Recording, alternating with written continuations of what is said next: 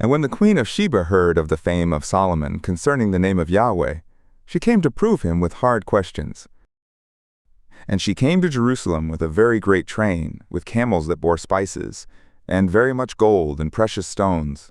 And when she came to Solomon, she communed with him of all that was in her heart.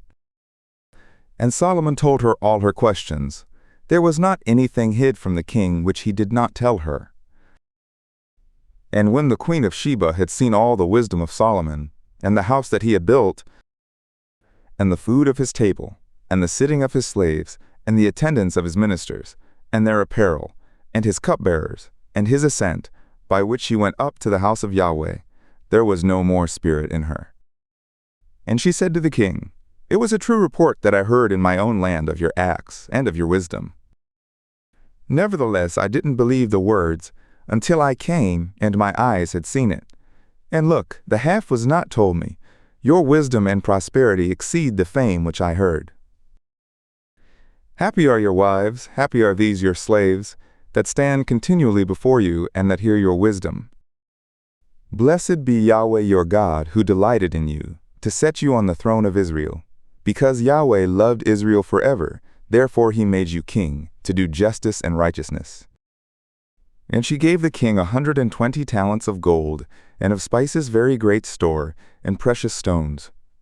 There came no more such abundance of spices as these which the Queen of Sheba gave to King Solomon. And the navy also of Hiram, that brought gold from Ophir, brought in from Ophir great plenty of almug trees and precious stones.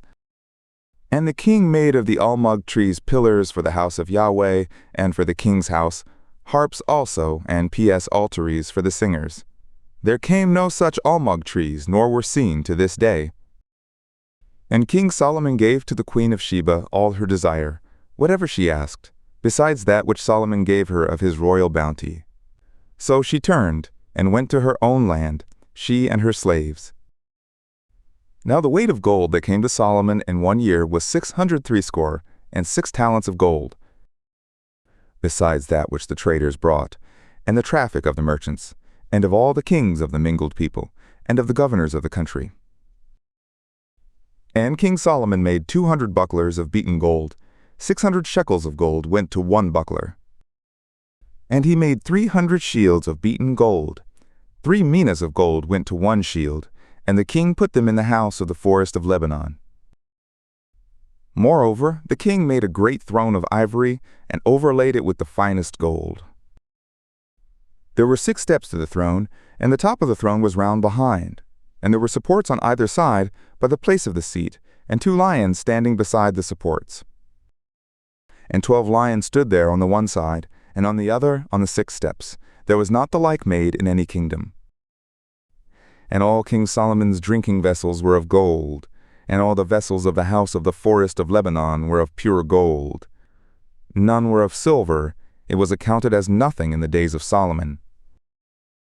For the king had at sea a navy of Tarshish with the navy of Hiram. Once every 3 years the navy of Tarshish came, bringing gold and silver, ivory and apes and peacocks. So King Solomon exceeded all the kings of the earth, in riches and in wisdom.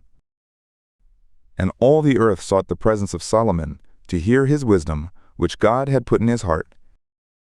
And they brought every man his tribute, vessels of silver, and vessels of gold, and raiment, and armor, and spices, horses, and mules, a rate year by year.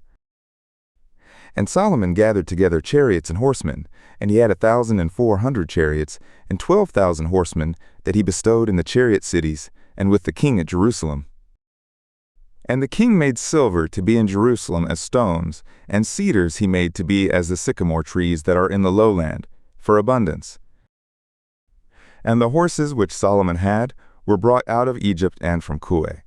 The king's merchants acquired those from Kue for a price.